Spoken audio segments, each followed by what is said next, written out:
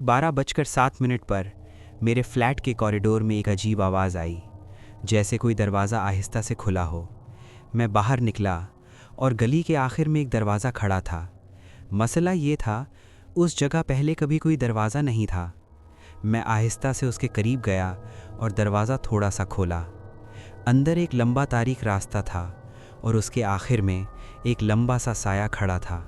मैं घबराकर फ़ौरन दरवाज़ा बंद करके वापस आ गया।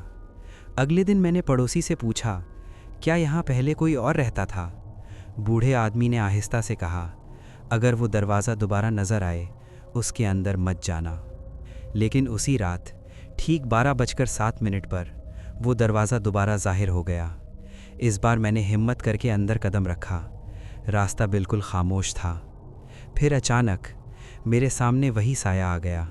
वो आहिस्ता आहिस्ता मेरी तरफ बढ़ने लगा। मैं भागने लगा। दरवाज़ा बन चुका था और उसके नीचे एक लंबा सा साया हिल रहा था, जैसे कोई अंदर से बाहर आने का इंतज़ार कर रहा हो।